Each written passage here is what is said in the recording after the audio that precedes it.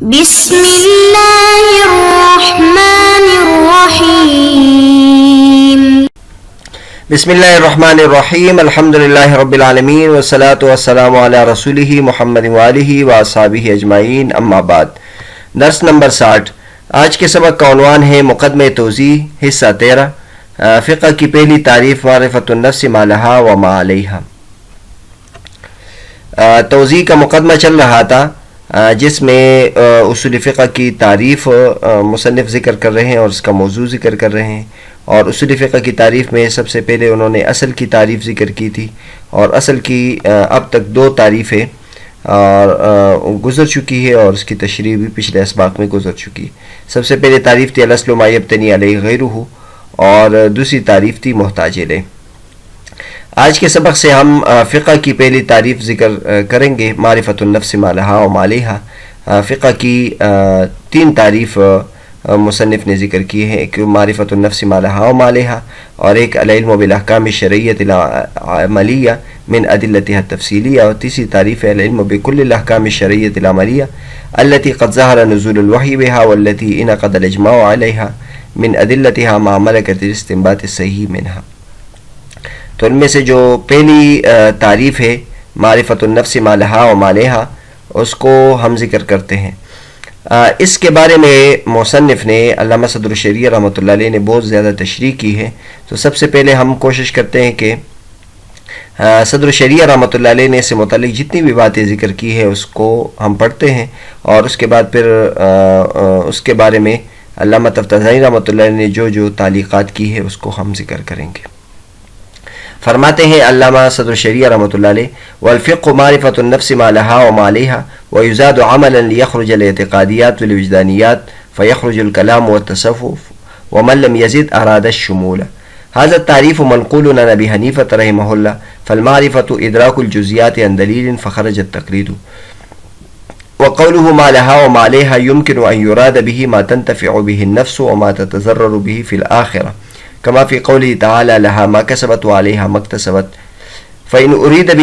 بهما الثواب والعقاب فاعلم أن ما يأتي به المكلف إما واجب أو مندوب أو مباح أو مكروه كراهة تنزيه أو مكروه كراهة تحريم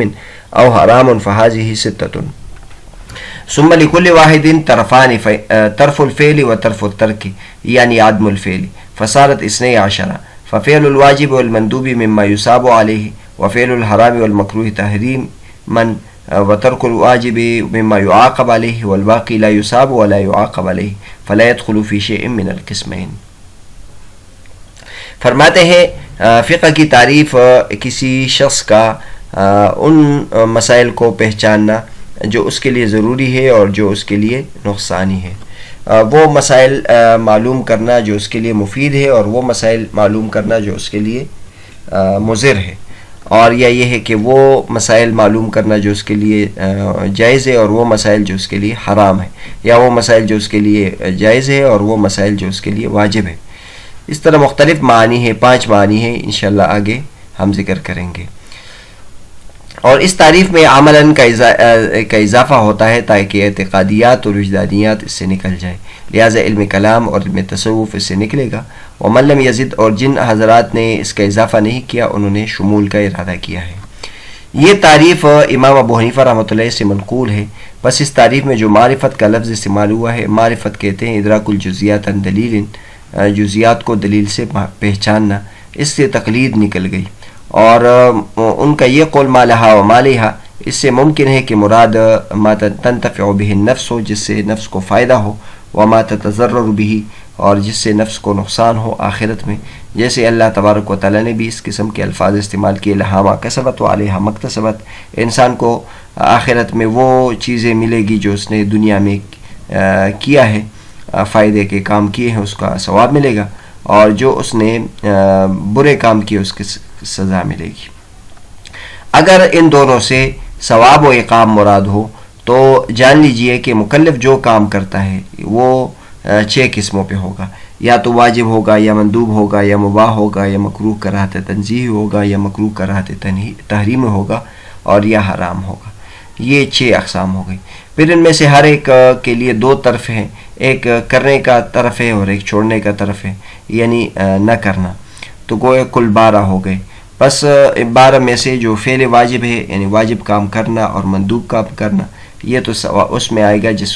جس میں اس کو ثواب ملتا ہے, اور حرام کام کرنا اور مکروہ تحریمی کام کرنا اس پہ اور واجب کو چھوڑنے پر سزا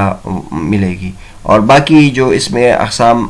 12 میں سے رہ گئے تو اس میں نہ ثواب ملے گا اور نہ عقاب ملے گا, لہٰذا وہ ان 2 قسموں میں سے کسی ایک میں داخل نہیں ہوگا. آگے فرماتے ہیں وَإِنْ أُرِيدَ بِالنَّفْعِ الثَّوَابُ وَبِالضَّرَرِ عَدْمُ الثَّوَابِ فَفِعْلُ الْوَاجِبِ وَالْمَنْدُوبِ مِمَّا يُثَابُ عَلَيْهِ ثُمَّ الْعَشَرَةُ الْبَاقِيَةُ مِمَّا لَا يُثَابُ عَلَيْهِ وَيُمْكِنُ أَنْ يُرَادُ بِمَا لَهَا وَمَا عَلَيْهَا مَا يَجُوزُ لَهَا وَمَا يَجِبُ عَلَيْهَا فَفِعْلُ مَا سِوَى الْحَرَامِ وَالْمَكْرُوهِ تَحْرِيمًا وَتَرْكُ مَا سِوَى الْوَاجِبِ مِمَّا يَجُوزُ لَهَا وَفِعْلُ الْوَاجِبِ وَتَرْكُ الْحَرَامِ وَالْمَكْرُوهِ تَحْرِيمًا مِمَّا يَجِبُ عَلَيْهَا بقي فعل الحرام والمكروه تحريم من ترك الواجب خارجين عن القسمين. ويمكن أن يراد بما لها وما عليها ما يجوز لها وما يحرم عليها فيشملان جميع الأصناف. إذا عرفت هذا فالحمل على وجه لا يكون بين القسمين واسطة أولى. فرماتے ہیں کہ اگر مراد نفع سے ثواب ہو اور ضرر سے عدم ثواب ہو تو پھر جو فعل واجب ہے اور فعل مندوب ہے اس کے کرنے کو اس ثواب ملے گا, اور باقی جو 10 ہے اس میں نہ ثواب ملے گا اور نہ سزا ملے گی. اور یہ بھی ممکن ہے کہ ما لہا و ما علیہا سے ما یجوز لہا و ما یجب علیہا مراد ہو, تو لہٰذا حرام اور مکروہ تحریمی کے علاوہ جتنے بھی کام ہیں اور اسی طرح واجب کے علاوہ جتنے بھی کام اس کا چھوڑنا ہے وہ یجوز لہا میں آ جائیں گے, اور فعل واجب اور ترک حرام اور مکروہ تحریمی یہ یجب علیہ میں آ جائے گا. باقی رہ جائے گا فعل حرام اور فعل مکروہ تحریمی, اور ترک واجب یہ دونوں قسموں سے نکل جائیں گے. اور یہ بھی ممکن ہے کہ ما لہا و ما علیہا سے ما یجوز لہا مراد ہو و ما یحرم علیہا مراد ہو, تو اس طرح پھر یہ تمام اقسام کو جامع ہو جائیں گے. یہ اذا عرفت ھذا جب تم نے اس کو پہچان لیا فالحمل علی وجہ لا یکون بین القسمین واسطۃ اولی, بس ایسی صورت پر اس کو محمول کرنا کہ دونوں قسموں میں واسطہ نہ رہے تو یہ اولا ہے.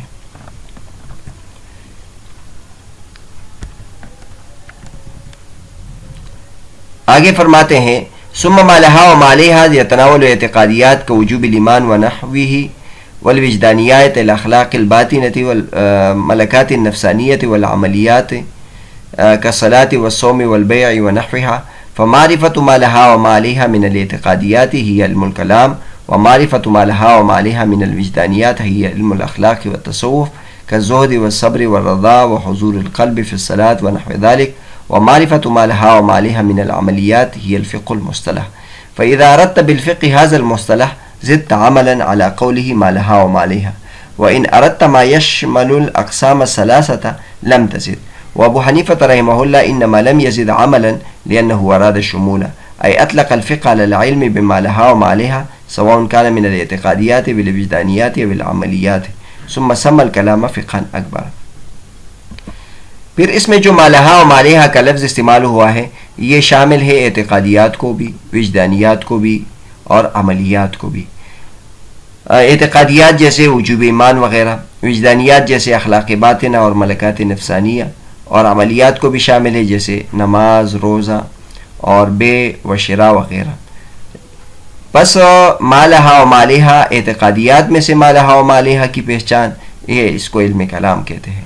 اور وجدانیات میں سے ما لہا و ما علیہا اس کو علم الاخلاق و تصوف کہتے ہیں, جیسے زہد اور صبر اور رضا اور حضور القلب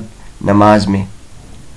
اور معرفت ما لہا و ما علیہا من العملیات, عملیات میں سے ما لہا و ما علیہا کو پہچاننا اس کو فقہ مصطلحات کہتے ہیں.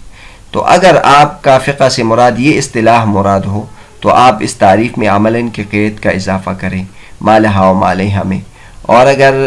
تم چاہتے ہو کہ یہ تینوں اقساموں کو شامل ہو جائے تو آپ زیادہ نہ کریں.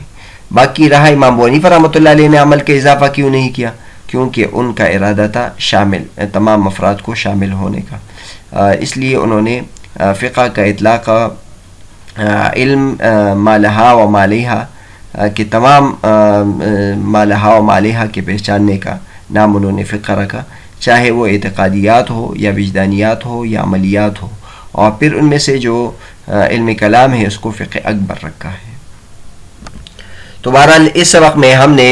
فقہ کی جو پہلی تعریف ہے معرفت النفس ما لہا و ما علیہا، اس کے بارے میں علامہ صدر شریعہ رحمۃ اللہ علیہ نے جو کچھ بیان فرمایا ہے وہ سب آپ کے حضرات کے سامنے رکھا ہے، لیکن آپ اگر دیکھیں اس میں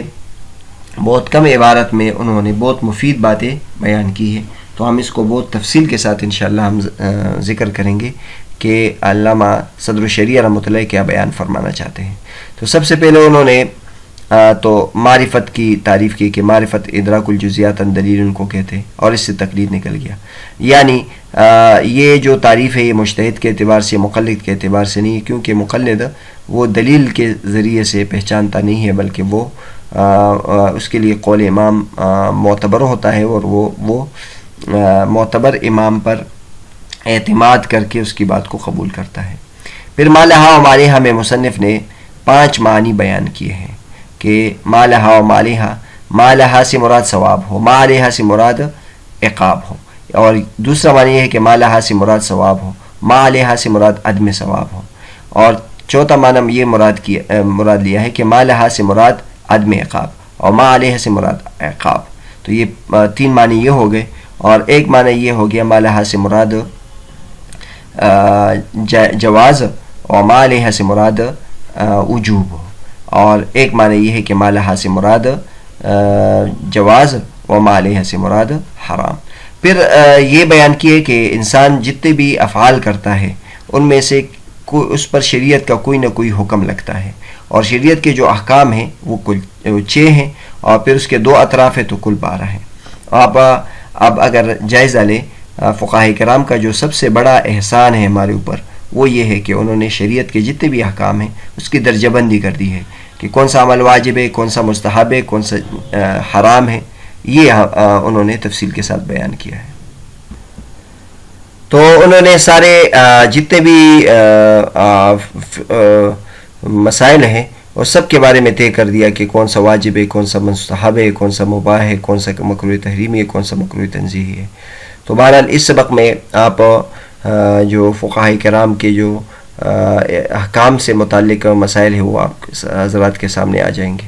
تو بہرحال مصنف کہتے ہیں کہ مکلف جو بھی کام کرتا ہے اس پر شریعت کا جو حکم لگتا ہے یا تو واجب ہے یا مندوب ہے یا مباح ہے یا مکروہ ہے، کراہہ تنزیہ ہے یا مکروہ تحریمی ہے یا حرام ہے۔ یہ کل 6 ہو گئی، اور پھر اس کا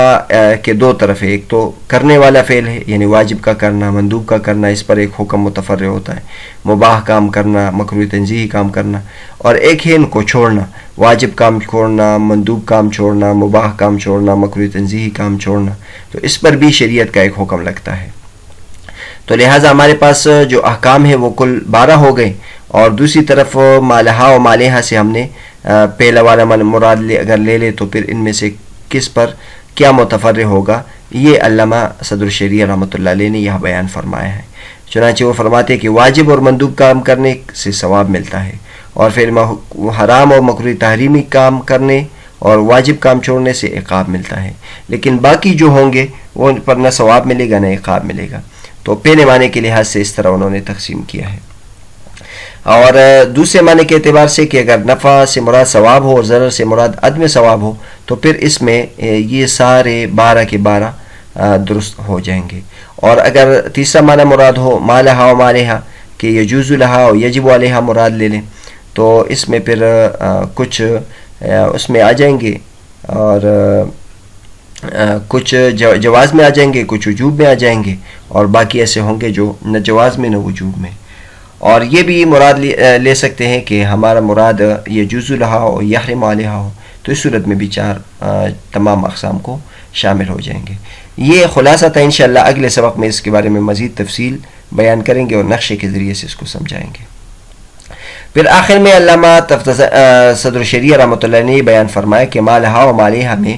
معرفت ما لہا و ما علیہا میں 3 قسم کے مسائل کو یہ شامل ہیں، اعتقادیات کو بھی، وجدانیات کو بھی، عملیات کو بھی۔ اعتقادیات سے مراد جو عقیدے سے متعلق مسائل ہو، وجدانیات سے متعلق جو اخلاقیات سے متعلق مسائل ہو، عملیات سے مراد وہ مسائل جو عمل سے تعلق رکھتے ہوں۔ آپ کو یاد ہے کہ اب جو فقہ کا اطلاق ہوتا ہے وہ صرف عملی مسائل پر اطلاق ہوتا ہے، لیکن قدیم زمانے میں فقہ کا اطلاق جو اعتقادیات ہے اور جو اخلاقیات ہے ان سب کو جامع تھا. لہٰذا چونکہ یہ تعریف امام ابو حنیفہ رحمۃ اللہ کی طرف منسوب ہے، انہوں نے تعریف یہ کی ہے ما لہا معرفۃ النفس ما لہا و ما علیہا، اور کسی قید کا اضافہ انہوں نے نہیں کیا کیونکہ ان کے نزدیک فقہ تمام چیزوں کا نام تھا. لیکن مصنف کہتے ہیں کہ اگر کوئی اصطلاحی تعریف کرنا چاہے جو آج کل کی اصطلاح ہے تو اس کے مطابق اس کو عملاً کا اضافہ کرنا پڑے گا، اور جو باقی علوم ہے اس کی تعریف بھی اس سے معلوم ہو گئی. معرفۃ النفس ما لہا و ما علیہا اعتقاداً، تو اس کے ذریعے سے یہ علم کلام کی تعریف ہو جائے گی. اور معرفۃ النفس ما لہا و ما علیہا وجدانیاً، تو اس سے یہ اخلاقیات اس کی تعریف میں داخل ہو جائے گی. اور معرفۃ النفس ما لہا و ما علیہا من العملیات، تو پھر یہ صرف فقہ کو شامل ہو جائے گا. یہ ہم نے ایک نقشہ بنایا ہے ان 5 معانی کے لیے، اور اس طرح 12 احکامات ہیں، اور پھر اس کے لیے جو اس پر نتیجے متفرع ہیں اس کے لیے ہم نے یہ نقشہ بنایا ہے. انشاءاللہ اگلے سبق میں اس کو بیان کریں گے. اس طرح ہم اس کی تعریف بھی ذکر کریں گے کہ واجب کس کو کہتے ہیں، مندوب کس کو کہتے ہیں، مباح کس کو کہتے ہیں. اور پھر انشاءاللہ اگلے اسباق میں ہم علامہ تفتزانی رحمۃ اللہ نے جو اس مقام کی تشریح کی ہے وہ بھی ذکر کریں گے.